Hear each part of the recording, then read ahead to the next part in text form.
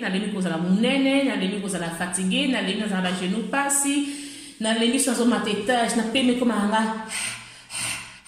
Vie eza kaka moko ba chance ebele. Pamela's Lifestyle. Mbote, welcome back to my channel, Pamela's Lifestyle. Merci nande bozoli na chaîne nanga, Pamela Lifestyle. Lelo na koksi 4 semaines, oui, très fort. Nazo continuer kaka, kosa régime nanga kokonda, pour na za na bonne santé, na lemi kozala monene, na lemi kozala fatigué, na lemi za ba genou pasi, na lemi so azomata etage, na peme komanga. Na lembi nyonso wana donga nazo continuer, pour na bonne santé, banana bandaki nouvelle style oya vie. Pour na kata confinement oyo kaka tozana bana na chwate faut na konyo sala kaka na otikate na motiver chance bana bazaba mo malamu bali ko soutenir mama na bango donc tout ça là tout ensemble bon mon appel la vidéo mo ba gymnastique mususu na ko na ngo sala open la bienté et ça est le moté et ça dit que ozo bouger tala ngale le tala oui donc voilà la vidéo. Lelo juice na biso eza ya toujours céleri eza nga raté na tangawisi carotte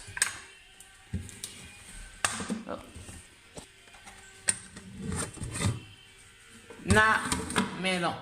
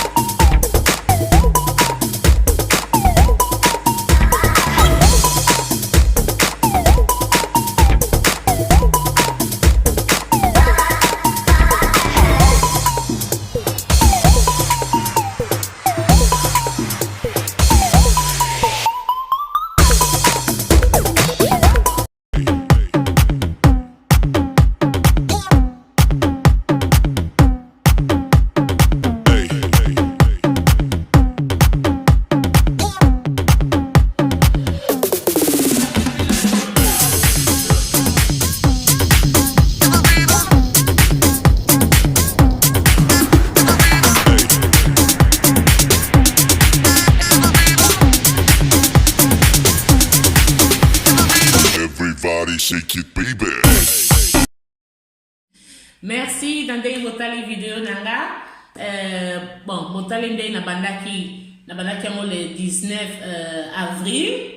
Ubunande libu nanga zai nene sai bino na sebne ke libu nanga zai penda munene boko kamwa. Mais yango yo vidéo na laksi bino pe na preuve à photo nde libu nanga bandaki moi.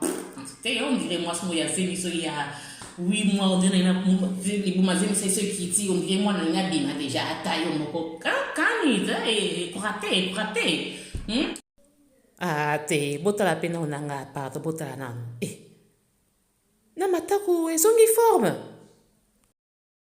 Bon, bomoni photo nanga na bandaki le 19 avril.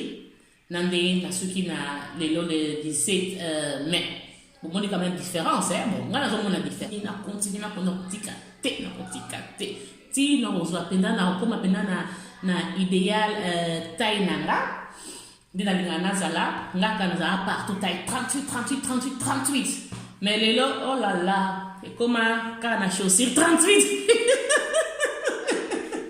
Maybe que no coca, na makas na condiment na fort. Yes, I can do this. Ouais, moni céleri wana.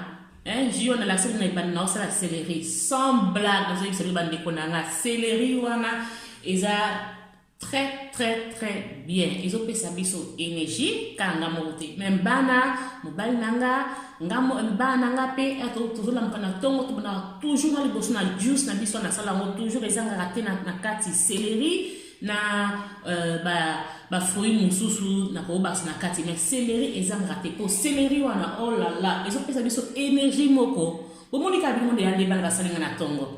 Baba bana kut na tongo déjà énergie wana e bina bango. Pour que la terre on a les coquins. L'autre bord qui n'est pas tenu. Ah, mais ça répond à la part des coquilles. Oh Lord, mais céleri wana, beaucoup de bénéfices il y a céleri wana, des réseaux sunga, ils ont pesa énergie, ils ont la vitamine K, ils ont sucre les goûts bien. Dans le cas où on a problème avec les toilettes exactées. Tout qu'il une fois, 2 fois par jour. Oui. Et ça, les camarades sont nécessaire. Pour ce que vous liez, vous avez côté ça, il faut pas que vous bénissez ça. C'est très important. Mais si vous avez le mot, mar, les boumounas, c'est qu'il n'y a pas. C'est qu'il n'y a pas de bilor. Pas bien en mar. Ah, Lord have mercy.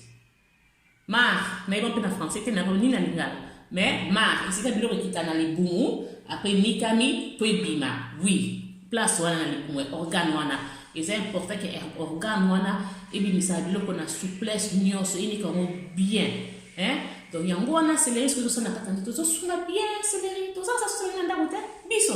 Ko ils ont qu'à péka, qu'on a juste, hein? Tout ko pour l'ambe lango. Mais l'ambe lango, penate. Bon, le bandé ma tix nango wana nde na ko tizango na biloko kolia pe pesa ngo goût kitoko na tizango comme épice makasa ya céleri mais basala na céleri wana pe soupe ko sala ngo soupe ko sala ngo na kata ba salade ou ko le même pe mbesu boye mais pona nga de na jus déjà pona nga mbesu donc il y a déjà mbesu ba ka oui comme na mbesu pe ka kolia mbesu bon yango wana da was het merci d'ande poser sur temps ya kotala Pamela's Lifestyle et j'espère que mon ami ne se souvient pas la sima. Allez, ciao! Bobo sanate, vie ezaka kamoko, mais ba chance pe esilaka. Pamela's Lifestyle.